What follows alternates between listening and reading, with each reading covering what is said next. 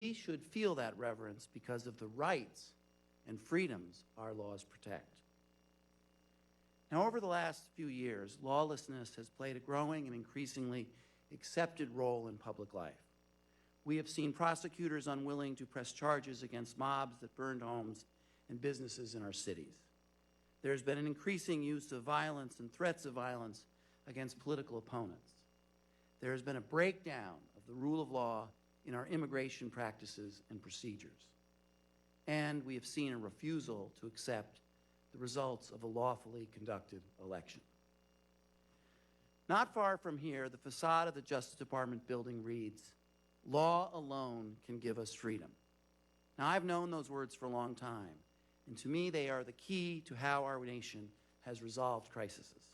From the Whiskey Rebellion to the Civil War, from the revolution by law of the Civil Rights Movement to the successful reduction in crime in America's 6 cities in late 1990s.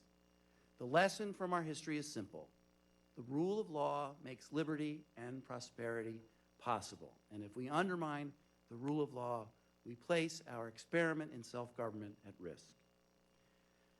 So it is with President Lincoln's words and example informing us that we welcome Representative Liz Cheney to AEI this evening. Hold on. Representative Cheney knows the importance of the rule of law, how essential it is to our freedom, and she has taken positions based on that principle. In Congress, she has defended the constitutional order that makes our liberty possible. And that's why I'm proud to welcome her to the stage to deliver our 2022 Walter Burns Constitution Lecture. Representative Cheney. Thank you very much, Robert. Thank you. Thank you. Thank you.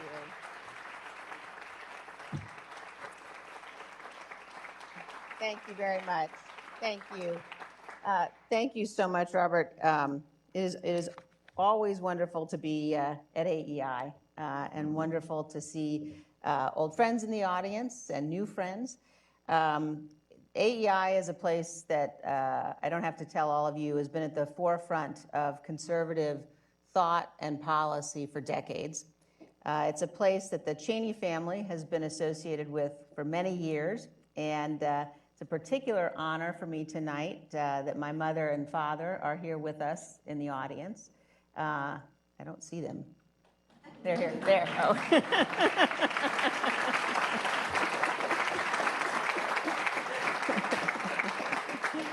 I don't know why they made you guys sit alone over there. But and as I was getting ready for this evening, it occurred to me that I have been through a number of stressful moments in my life, but giving a Constitution Day speech with Liz Cheney in the audience may well top the list. So, but it's an honor to be here tonight, and an honor to have my parents here, and also my wonderful husband, Phil, who's here as well. So thank you very much.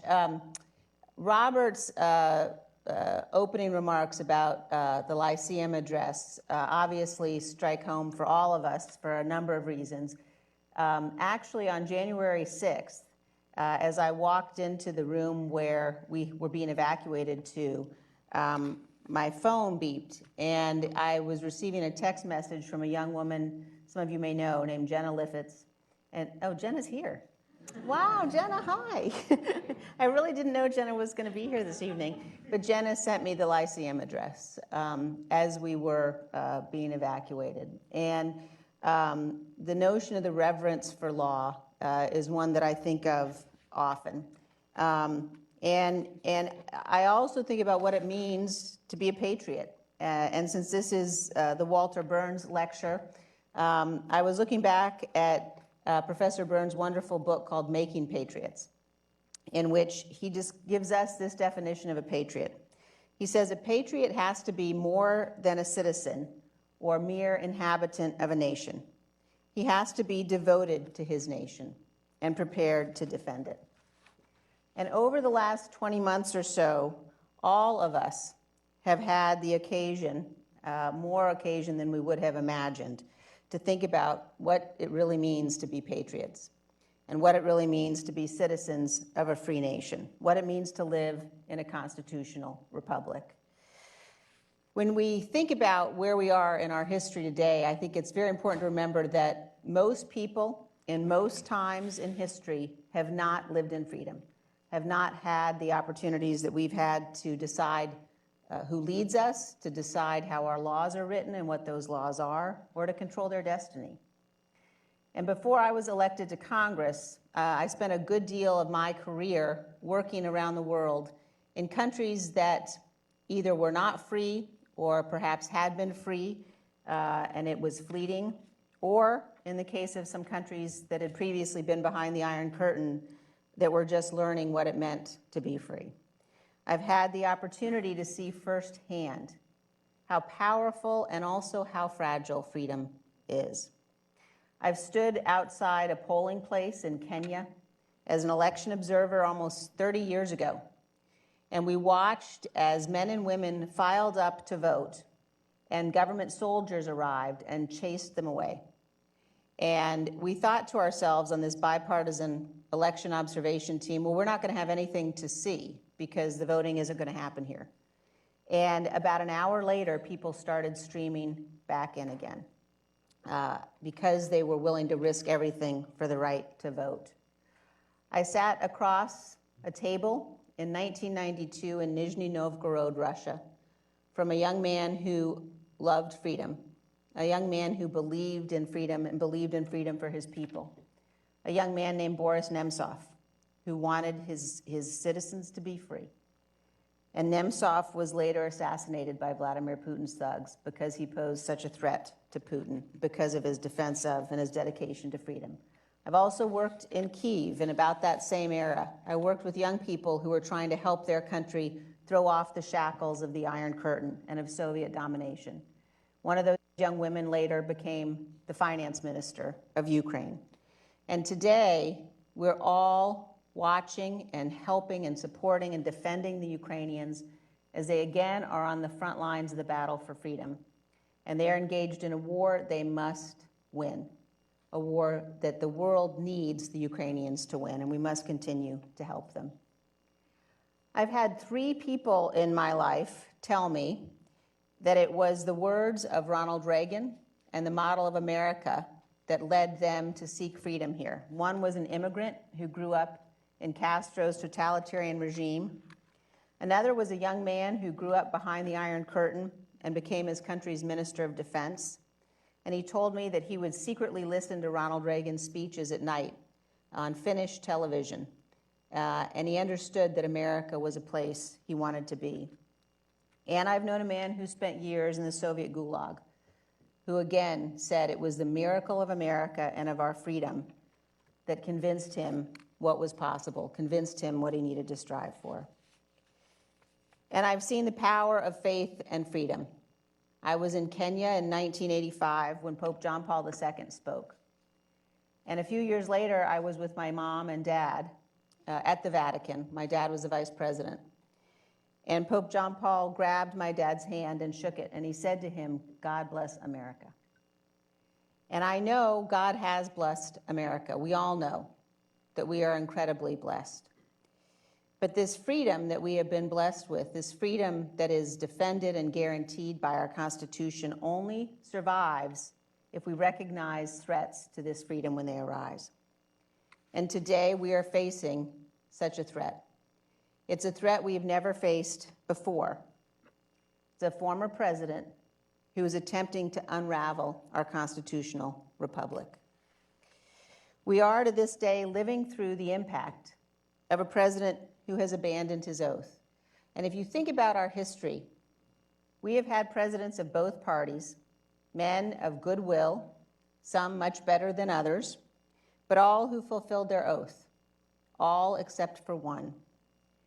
And we must be clear in this time of testing, at this time of challenge, that when men and women in positions of public trust defend the indefensible and make excuses for Donald Trump, they compromise the principles of our democratic republic. And each individual compromise to defend the conduct of one man incrementally changes that republic. Excusing behavior that's clearly wrong or unlawful erodes the rule of law. It chips away at our nation's foundation. And make no mistake, once this conduct is excused, it becomes permissible. Think about the trajectory of the moment. The elected leaders of the Republican Party downplay the violence of January 6th, and they demand that all others do the same. This has become a litmus test. It's as if the hundreds of serious injuries to Capitol police officers who defended our Capitol that day were inconsequential. Over the past year, I have spent considerable time with the Capitol Police, some of whom are in this room tonight. And I can definitively tell you, they defended this nation. They prevented a far worse constitutional tragedy. And I can tell you how they feel about what happened that day. The same leaders who try to minimize the violence also sometimes try to rationalize President Trump's refusal to instruct his orders to leave the Capitol when the attack was underway.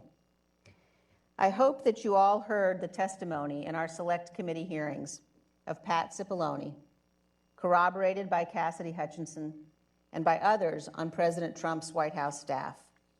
Testimony that President Trump was the only person who refused to respond to the desperate calls for help, even from his own congressional allies. He refused to come to their aid. And if you watched our hearings closely, you know that Mike Pence was essentially the president for most of that day. White House staff knew it, and so did every other Republican and Democratic leader in Washington. How could Donald Trump's refusal to act, his betrayal of our republic, of our Constitution, of our principles, come with no cost?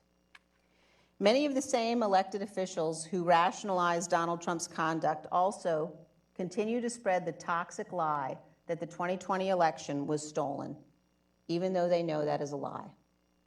For anyone who's even remotely on the fence about that issue, I urge you to download and watch our second hearing from the Select Committee last June and listen to what the Republicans on President Trump's campaign, in his Justice Department, in his White House, listen to what they all said. They all said his claims were false. They were complete BS. He knew it. They told him. We all knew it. We also today are watching members of my party excuse President Trump's decision to ignore the rulings of more than 60 courts, as if those rulings were irrelevant. Apparently, in this view, a president is no longer obligated to faithfully execute the laws of the United States as required by the U.S. Constitution. Will future presidents respect and enforce the rulings of our courts if we excuse this behavior with Donald Trump? Some leaders even argue that the Vice President of the United States can reject or refuse to count electoral votes and thereby select the president. This is a legal absurdity. No honest person with any legal training would believe that. But now this view is embraced by millions and promoted by those who know it's false. Some elected Republicans even defend President Trump's decision to summon tens of thousands of supporters to Washington, and knowing that they were angry and knowing that many were armed, instruct them to march to the Capitol. It is apparently, in this view, okay to ignore the fact that the White House ignored intelligence that those coming to Washington intended to invade the Capitol and occupy it. Every one of us, everyone, watching what President Trump was doing and saying knew that violence was likely, and yet many now pretend it was a surprise. And on top of all of that, those who are protecting Donald Trump, elected leaders of my party, are now willing to condemn FBI agents, Department of Justice officials, and pretend that taking top secret SCI documents and keeping them in a desk drawer in an office in Mar-a-Lago or in an unsecured location anywhere was somehow not a problem. they are attempting to excuse this behavior. They're attempting to say that it was normal, that it was a storage issue. A number of people in this room have worked in national security positions in our federal government. You all know this is a grave problem. And apparently, the Department of Justice has evidence that Donald Trump lied about having these documents, and he lied repeatedly. This has now become excusable too, if you judge by the actions of the elected officials in my party. Does defending Donald Trump now mean excusing obstruction of justice? How many of our elected officials today are willing to do that? Bit by bit, excuse by excuse, we're putting Donald Trump above the law. We are rendering indefensible conduct normal, legal, and appropriate, as though he were a king. And now, Donald Trump has been suggesting, not even subtly, that any legal action against him could result in violence. Our former president is apparently now suggesting that if he is prosecuted, his supporters should stand up to our constitutional order and the rule of law. Stand up and, through whatever means are needed, prevent his prosecution, prevent the application of the law. It is hard to see this as anything but a direct threat to our Constitution, to our republic, and a credible one at that. One can only wonder, is this where the Republican Party will go next? That prosecution is inappropriate because MAGA will violently oppose it. All of us have an obligation to acknowledge what is happening. Those activities that I have just listed for you, those are the erosion of the rule of law, and they are the undermining of our constitutional system. Our constitutional system has been defended and handed down to us by every generation since 1789. It comes to us with a duty of inheritance. It doesn't belong to us. It belongs to our children and our grandchildren. And we must not be the generation that allows it to unravel. My friends, I say this to you as a conservative.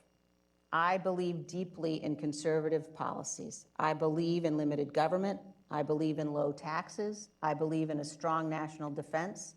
I believe that the family has got to be the central building block of our society. And I share the concerns that many of us, many of you have, justifiable concerns about radical liberalism and about wokeness. But those concerns cannot justify what the Republican Party is doing now. The means do not justify the ends. This is how democracies fail. That cannot happen, and it must not happen. Stopping this erosion requires men and women of goodwill, showing courage and remembering that no office is worth holding if you enable, through your action or your inaction, the dismantling of our republic. All of these issues must be above politics. We have an obligation to preserve the structure of our Constitution and our nation, exactly what many of us have sworn to do before God, and that requires leadership. Over the last 20 months, we have seen acts of cowardice, we have seen acts of craven political ambition, but we have also seen incredible acts of courage and valor and patriotism. And we must choose courage. We must choose the Constitution. I want to leave you tonight with one other thought. Last month, on a beautiful summer night on a ranch outside of Cody, Wyoming, I happened to be speaking to the mother of 11 children. Now, I have 5 children, and as Phil can attest, that's a lot of kids. So I stood in silent awe of this mother of 11. She pulled me aside, and she paid me what might be the highest compliment I can imagine. She said to me, "I think you fight so hard for this country because you have a mother's love for her." It was such a moving and a humbling idea. And it's one that every single one of us, whether we're parents or not, understands. we love our country. And to paraphrase Lincoln, we love her not just because she's ours, we love her because she is free. And millions of us are dedicated to ensuring that our children and their children inherit this tremendous blessing of freedom. Thank you very much. God bless you all, and God bless America.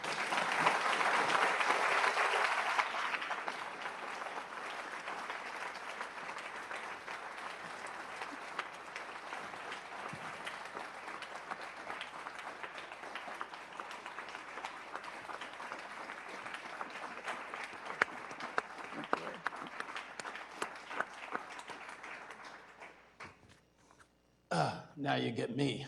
So let me extend President Doerr's welcome to both people here, but also people watching on television and online. And of course, to Representative Cheney for remarkable remarks and helping us celebrate this Constitution Day lecture and the Constitution itself. I'm Gary Schmidt. I'm a senior fellow here at AEI in the program on social, cultural, and constitutional studies. And not, as some of my younger colleagues like to say, a very senior fellow. I'm just a senior fellow. So I'm moderating the question and answer session, and like every good moderator, I'm going to take the prerogative of asking a few questions to begin with, but I will turn to our guests here very shortly to have you participate in this event. Just a couple of housekeeping matters to start. One, when we do turn to you for questions, if you would, please wait for a mic so we get a clear question, and also, second, please introduce yourself and your affiliation. The second piece of housekeeping is when we finish, if you would all stay seated for just a moment until Representative Cheney, Vice President Cheney, and Mrs. Cheney are able to leave the room. There is a payoff for your patience. There is a very nice wine and cheese reception afterwards. So if you behave yourself, you get more. Well, anyway, thank you. That was quite remarkable. I have a whole list of softball questions. I'm sure. One of the things I just want to start off with is one of my areas of expertise is the American presidency and the Constitution. And one of the things that a co-author of mine, Joe Bassett, and I have written about in the past is trying to understand Article 2, the text, because it's a very confusing looking article. You have a long Section 1, a semi-long Section 2 list of powers. Section 3 is this cobbled together list of authorities, and then there's the impeachment provisions. And Joe and I, through a course that we had from graduate school with the late Herb Storing, who actually used to teach the Constitution, not cases, but actual Constitution. Anyway, we developed, I think, a correct account of the Article 2. And what it means is that the actual Article 2 is really framed by both powers and duties. It permeates the whole text. And I think often we forget, both as scholars, but also as practitioners, just how the framers meant to have the office so defined. And so I think that's part of the discussion that's been lost over the years. And I'm glad that you've made a major point of bringing that to the fore again. Now, question. Kind of an academic question, but when Martin Van Buren first, she was hoping for a softball, but it's not. When he first really put in place and gave logic to modern political parties, right? The whole hope was that the party structure would reduce the amount of politicians being defined by their personalities and character. That is, you would cabin a politician by having party platform and party principles that they stand under. I mean, you were never going to escape, individual politicians, individual personalities. But one of the things that's most striking, I think, in this day and era, particularly in presidential politics, is it's less the party defining what the president stands for than the president or capturing the nomination of a party, and if he wins the presidency, he actually winds up defining the party. It's just the reverse, or largely the reverse of what was originally expected. A, do you think that's accurate? And B, is there any remedies to kind of moderate or reverse that tendency? Well, if we start with Martin Van Buren, you know, he was a friend my of mine. answer He was will a be friend short. of mine. It's a really important question, and I think we see it not just with the presidency, but I think you see it throughout all levels of the party. I mean, I obviously know the Republican Party best, and I think there are a couple of real challenges that we face, and a couple of things we need to do to fix those challenges. One is the abandonment of substance. And, you know, those party platforms and what parties stand for has to mean something. You know, we don't just believe these things because the party that we're a member of believes these things. We believe, you know, in conservative philosophy and principles because they're the ones that we believe are the right ones for the nation. And I think there are a whole host of incentives now that discourage substance in our elected officials. You know, I really welcome it when we're going to have a debate or a discussion in the House. If the person who's on the other side of the debate from me, you know, there are members that I know they will have prepared. I know that they will have good arguments. I know they will have been thoughtful. And those debates are wonderful. And we learn something, and it forces everybody to be at the top of their game because you know you have to be able to advocate for your position. I think that the incentives right now in our politics really run against that kind of substance. And I think it's an obligation we all have to make sure that we're electing serious people and make sure that that is at the forefront as you think about, you know, how you're casting your vote. We need people who are serious. The challenges we face are serious. And if you demand excellence in other areas of your life, and if you demand excellence when you're hiring people for other jobs, you ought to demand excellence from your elected officials. And I think that certainly the party structures have developed in ways that I'm sure people could not have anticipated. And I think when I look at the Republican Party now, you know, we certainly are in a position where the embrace of principles and standing for substance has taken a back seat to the embrace of an individual. I think that's very dangerous. Yeah, I mean, it reminds me, I mean, now I'm going to sound like the old man, you know, get off my lawn kind of question, but when I worked in the Senate and the Senate staff, you know, every member, both in the House and the Senate, to some degree or other, understood they had like 3 balls to keep in the air. There was the representative function for districts or states. There was their membership as a member of the House or the Senate, with those responsibilities. And then finally, you were a member of a political party. And they, you know, don't always fit together very well. But people tried to keep them balanced and as best they could. I get the sense today that that 2 of those items have been reduced quite a bit. That it's the political party's agenda, particularly for the next election, that sort of dominates, you know, membership, institutional membership, and also even the representative function. I mean, it seems like it's harder to do. I don't know if that's true, but that's what it seems like when I talk to folks on the Hill. I think it's true. I think you have to divide up, in my view, sort of how these offices function in normal times and how, not offices, how members function in normal times and how they divide up their time and how that's evolved over the years. And I think that's a separate set of questions from how members responded to January 6th. And they're connected because the response to January 6th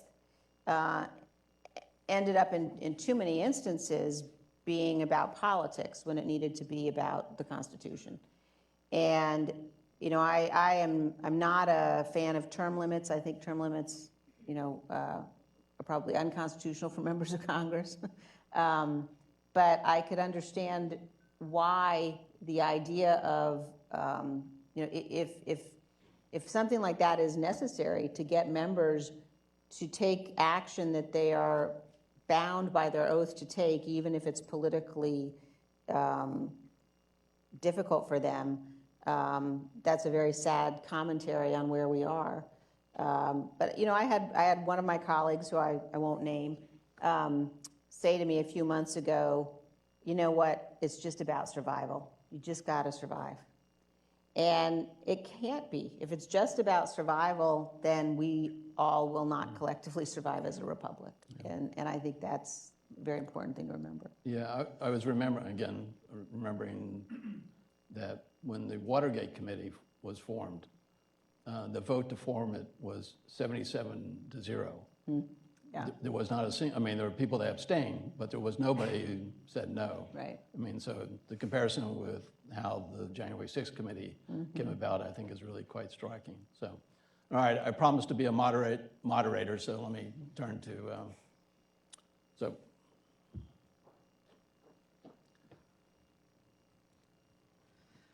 Thank you, Congresswoman, for coming. I'm Tim Carney with AEI and the Washington Examiner. You spoke about some systemic problems, and we've all been talking about what gave us Trump for many years, and the media takes a lot of the blame. But what did the Republican Party, particularly Republican elected officials, do wrong that ended up giving us Trump in 2016? Gosh, I'd rather talk about Martin Van Buren. No, look, I think that I don't agree with the idea that somehow Trump was a natural outcome of something else. And again, to me, I think that the discussion and the debate about his rise and how that happened, I think that there are some things we should all be able to agree on. And one thing we should all be able to agree on is that after January 6th, that should have been the end. Whether or not you think, well, the Republican Party should have done X or we should have done Y, and I think certainly the Democratic Party contributed when you have policies that are so extreme, people are driven away.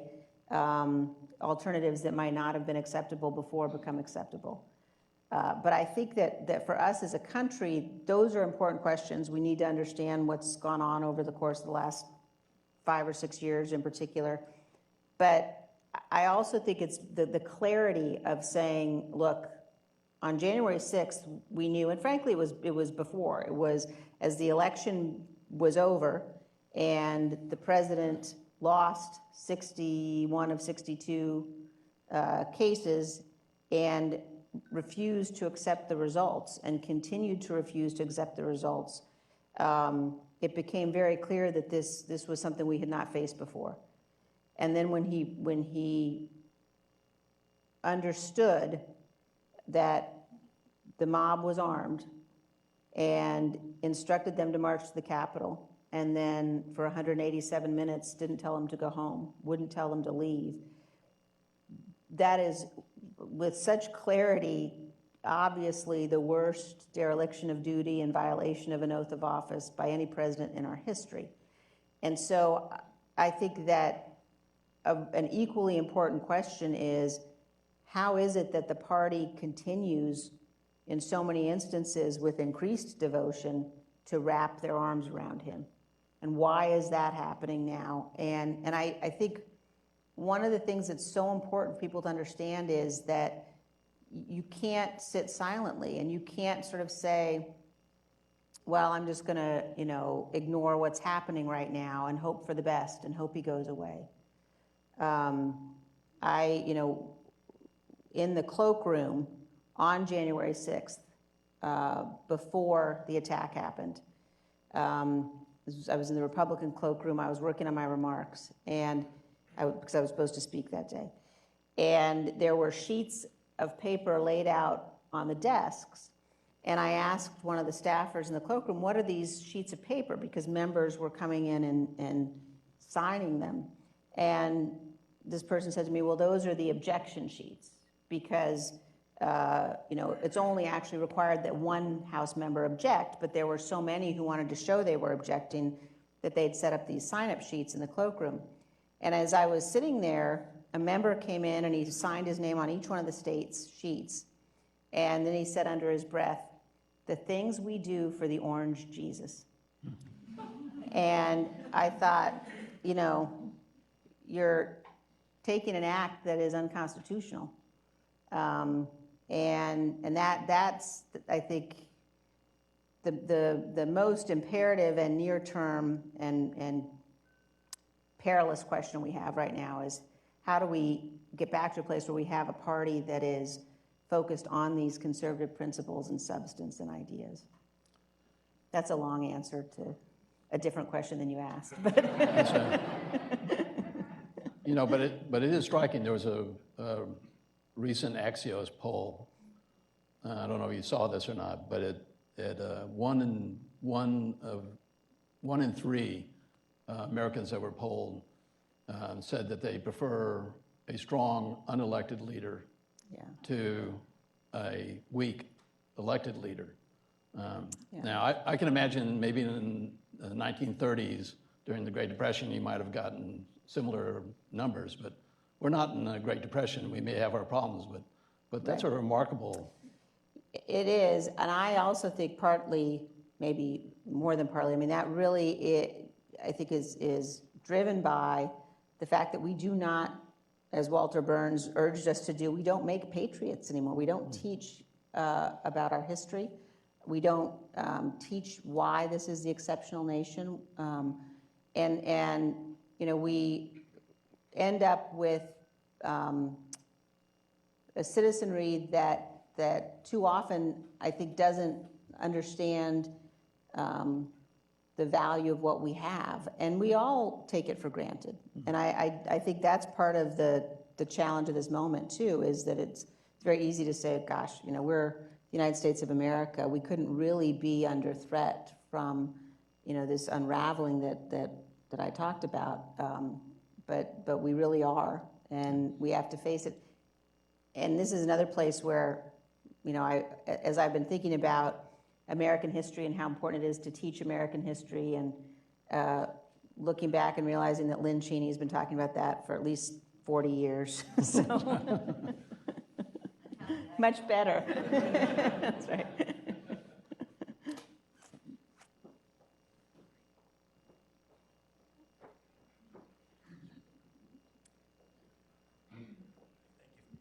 I am Abe Shulsky. I'm a senior fellow at Hudson Institute. I wanted to continue on this question of the political parties, because it strikes me that both are really in bad shape as parties, at least to do the kinds of things that Gary was talking about. The Republican Party runs this risk of becoming just a personality cult, to use the old Soviet expression. And the Democratic Party seems to be very uncertain and riven with some really fundamental disagreements, which leads me to think,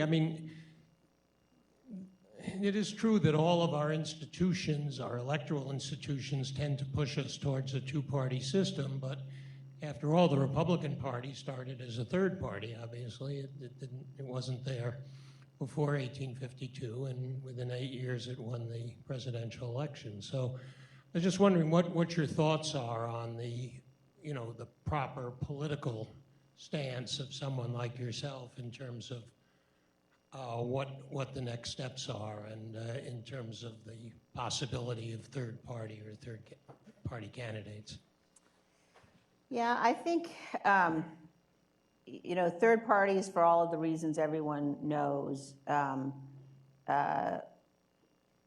strike me as very challenging. And I think that there's no question that we're at a moment where the ground is shifting politically. I suppose, the question is how do we all have the biggest impact we can have? And you're certainly right. The Democratic Party, I mean, look, both parties, and my most recent experience is obviously, as a member of the House, and you watch how the House operates, and you watch the reflexive partisanship on both sides. Big issues come up, and the question is not often enough, well, let's talk about the substance of the issue. The question is usually, what are the talking points so I can go bash the other side?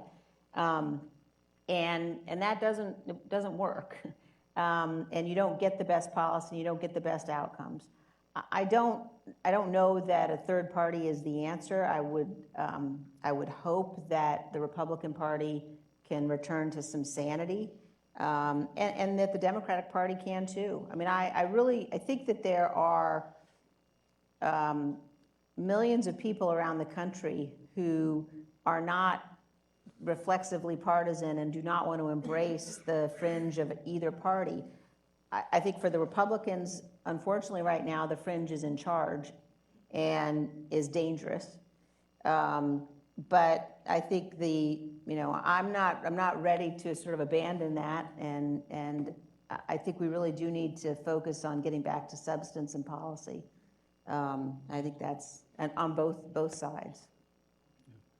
Well, it is interesting, as my boss, Yuval Levin, has pointed out, both parties seem to be determined to be minority parties. Yeah. And nobody's reaching out seemingly to the middle. I mean, there's just some dynamic here that's really, sort of underlying, that's really quite fundamentally difficult.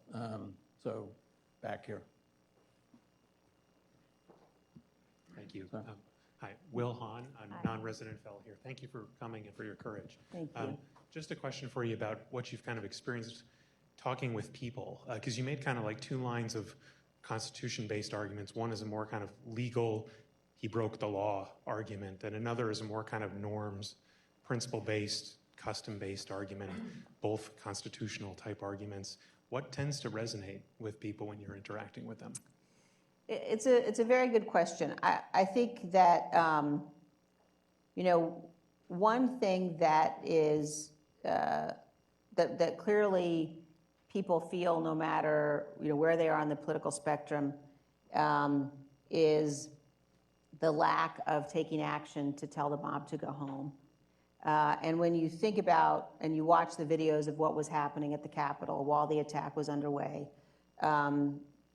and you just step back from even the political piece of it, and you think about the total lack of humanity for someone who, the only one who was in a position, frankly, to say, stop, tell them to leave, that he wouldn't do it when people were pleading with him. I mean, that isn't a partisan thing at all. That's just, what kind of a human being are we talking about? But I think your question also points out something very important, which is it really matters who we elect. And we certainly, on the committee, we are very focused on our legislative purpose. You may have seen that Zoe Lofgren and I introduced legislation earlier today to reform the Electoral Count Act. And I want to be very clear that this is to prevent future attacks during election processes. But Judge Carter, I think, said it very well when he indicated that President Trump and John Eastman more likely than not violated the law. So no one should take our effort to reform the electoral count as any indication that Donald Trump did not violate the existing law or did not violate the Constitution. But I think Congress has a really important set of duties and obligations. But if you elect people who don't respect the guardrails of our democracy, or people who don't respect the rulings of the courts, then trying to somehow trying to prevent fundamental assault on the republic becomes very difficult. We depend upon people of good faith in these offices, and I think we've seen that certainly more than ever before over the course of the last 18 months or so. So I was a right-handed pitcher in baseball, so my tendency is to do this. But so over here, please.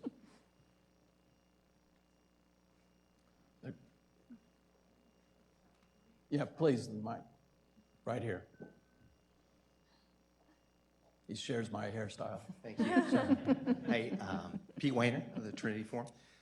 First thing, thanks, Liz, for your courage. Thank you, Pete. John Kennedy said there's a reason Profiles in Courage is a slim volume, but you have a chapter in it, and that matters a lot.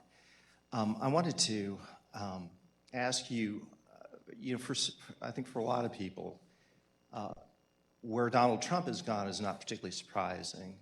He's a person with a disordered personality, a sociopathy. So for him to go where he's gone is not a shock. I do think that for a lot of people that the Republican Party went with him is something of a shock. So a two-part question connected. The first is, when did it dawn on you that there was no stopping point for this iteration of the Republican Party? Whether it was before the election or at the election or January 7th.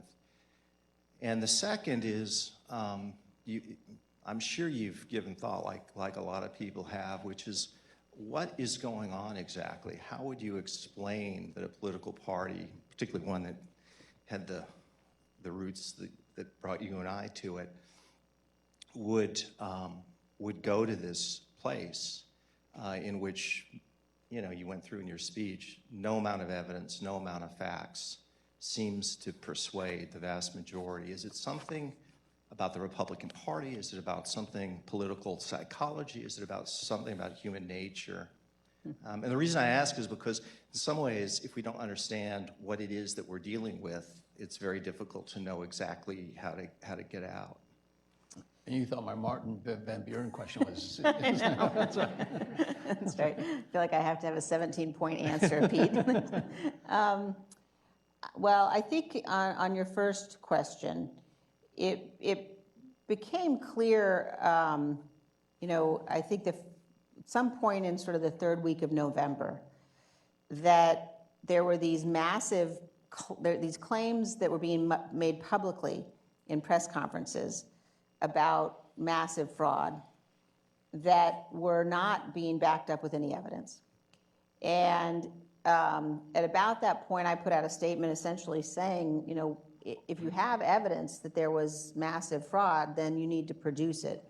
Otherwise, you have to respect the outcome of the election, respect the sanctity of the election process. And I do think that after the election, there were moments where people thought, well, it will definitely be over at this moment. December 14th, when the Electoral College meets, it will definitely be over. And then it kept not being over. And certainly then we all saw what happened on the 6th. And I do think that there was a period of time after the 6th when the party could have rescued itself, and when the leaders of our party could have rescued the party. And, there was a moment right after the 6th when if Kevin McCarthy had said, this is completely unacceptable, this will not happen, we are going to, clearly this was an impeachable offense, and we need to look to the future, we're going to impeach, he should have been convicted. If that had happened, we would be living in a very different country right now. But instead, Kevin McCarthy decided to go to Mar-a-Lago and welcome Donald Trump back into the party before January was even over, I believe. And so I think then you just saw a whole series of events where instead of taking what should have been the obvious approach of saying this is not part of American politics, violence can't be part of our politics, presidents leave office if they lose, this cannot happen, our party went down the other path. And in many ways, it's gotten worse. There certainly are polls that you see that show that former president's support in the party is declining in some cases, but his open advocacy for what happened on January 6th, his suggestion that there might be violence if he's prosecuted, his suggestion that he would pardon all of the people that attacked the Capitol on the 6th, and pretty much silence from the leadership of the party. So I think that I think we will have to look back. It will take a long time to understand how this could have happened. I think one of the reasons why Lincoln's admonition that threats will arise from within is so true is because when threats arise from within, they are disorienting. And it's very hard to understand how this could have happened, how it could be that so many people actually don't think their oath matters. But it is a lesson that we have to heed, and if we don't, it's at our own peril. Paul.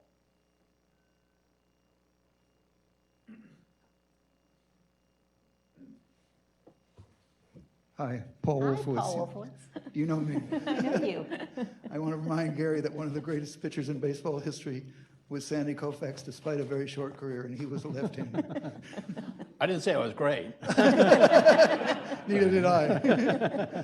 But if I could, I'm going to ask a serious question. Not, this is serious, but I'd like to put in a short personal commercial. I'm very proud to know you, Liz. I'm proud to call you a friend. Very proud to have worked for your wonderful father and to know your mother so well. And I know how principled your father was on issues like Ukrainian independence 20 years ago, I guess it was, almost 20 years, more than 20. So I'm not surprised that his daughter turned out principled as well. I'd like to ask a question, believe it or not, about foreign policy. That's so unlike you, Paul. I know, I thought you'd be shocked. So in that incredible speech where this, 28-year-old Illinois state representative has such prescience about the future and about how things can go wrong in this country if we don't respect the law and respect the Constitution. The only thing he says in there that is not prescient at all is he says there's no way anyone's going to come across the ocean and attack us. Mm. What is prescient, though, he says that there are certain men, I guess he limits it to men, but maybe he meant women too, who aspire to greatness and glory. For them, it's not enough to have a seat in the Senate or even the White House. For them, they seek immortal fame. And if they have to get it by freeing slaves, they will do that, which might have been reflecting his own ambition. But if they have to do it by enslaving free men, they'll do that also. The goal is glory. And I feel that in many ways what we face in China now is Xi Jinping, who's on the model of Napoleon and Caesar. And as one small indication, this is a man who aspires to be the greatest emperor in Chinese history, not just the second greatest, but greater even than Mao, because Mao didn't know everything that we've learned in the last 50 years. So Xi is a modern Mao with a, what do they call it? Anyway, it's the new thinking for a new century. It's an incredibly ambitious goal, and it's a goal that involves making China the supreme power in the world. And in the process, I believe, weakening every other country that could be a competitor. And there's no question which one he most wants to see go down what our previous president would have called S-hole countries. That's what he'd like to see us become. And in that respect, Lincoln was absolutely right. That is the real danger to us. And unfortunately, we seem to be going down that chute at exactly the time when our greatest adversary with influence in this country that no adversary has ever had before, Hitler couldn't cross the seas and get Hollywood to censor movies he didn't like. He couldn't go to the NBA and get them to kick out players who were criticizing Germany. We have a phenomenon today that's unknown before, and we're in the worst possible shape. She must be drinking toasts to our previous president every time he gets a chance. End of question. It is a question. Do you agree?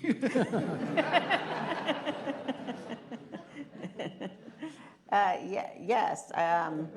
Yes. Next question. No, look, I think that you've laid out an excellent and accurate description of perhaps the most serious threat that we face internationally.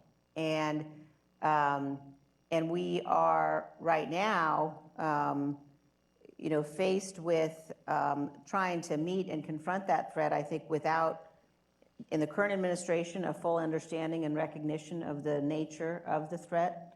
the extent to which the Chinese are clearly attempting across every single platform, every single front to defeat us. And they are at war with us. We have not recognized that. And I also think that when the Biden administration takes steps like pulling out of Afghanistan, and the way they did it and the fact that they did it, others take note. I think that what's happening with Russia and Ukraine right now is causing a lot of reflection by people like Xi, by those who have thought, well, Putin was simply going to be able to destroy Ukraine. I think that that's a place where you've seen bipartisan support for freedom, for the forces of democracy, and I think that's been very important. But there is no doubt, and I think one thing I also think people need to remember is if you listen to Xi and you listen to what he says about democracy, and then you listen and what he says about our elections and about our process, and then you listen to what Donald Trump says about our elections and our process, they're the same. They're the same attack. Well, elections no longer in the United States reflect the will of the people. They can't be trusted. Our elections are awful. And I think that people need to think about that. But we are absolutely not where we need to be in terms of our defense spending, in terms of our strategic approach, in terms of the extent to which our allies know they can count on us, and our commitment to lead in the world that we have to in order to be able to confront the most significant international threat we face. So we have time for one more quick question. Jonah?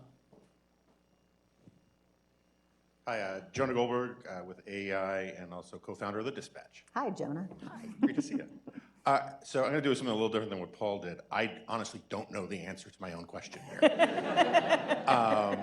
But as you stated in your opening remarks, which I agree with entirely, we're all very fortunate that Mike Pence refused to exceed his constitutional authority by doing what he was not allowed to do, to kick the election out of the House. In another sense, though, he did exceed his constitutional authority when he, as you also said in your remarks, was essentially president for almost 3 hours. He was giving orders to the military. He was fulfilling the job that the actual president was derelict on. But the Constitution doesn't say the vice president can do that. The vice president doesn't say, President Trump was derelict and he was morally irresponsible, but he wasn't incapacitated. He just refused to do his duty, which is a different thing. Pence didn't get signatures from cabinet secretaries or anything like that. How are we supposed to think about a vice president, of course, not certain ones in your own family, but a vice president who simply asserts that they're... I am related to the best vice president ever. I just need to interrupt you and let you know For the that. record. That's right. I'm not going to get into my Calvin Coolidge thing. But if you can imagine a scenario where the vice president starts telling the military what to do, where he should be impeached and sent to prison, but because he was doing it for reasons of statesmanship, leadership. I mean, my only point is, how are we supposed to think, other than that, understanding that what Donald Trump did to the constitutional order was even worse than what a lot of people are talking about? How are we supposed to think about a vice president, for good reasons, doing something that I think is at least colorably, arguably, not constitutional? Well, I disagree with your characterization of what he was doing that day, because I think that what you see is that what Mike Pence was doing is what everyone except Donald Trump, who was in a position to be doing it, was doing, which is getting on the phone and saying, get people there, make these people go home, make it stop. What's the response? I think you saw everybody was doing that day. And I think that it would not be accurate to read the Constitution to prevent the vice president from doing what everyone else was doing, which was saying, the Capitol is under siege, we need help. He was in the garage while this was underway. So, my view of what was happening is Mike Pence was doing absolutely what you would expect anybody in that situation to do. He was not formally issuing orders. He wasn't, in a position that I think you could say breached any sort of constitutional obligation. He was simply saying, this must stop, and keeping people apprised and making sure it did. And I think it is important, and the reason to think about what he was doing that day is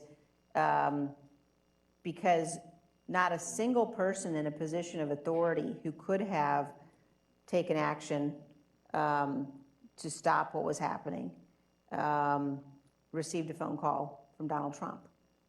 Not one.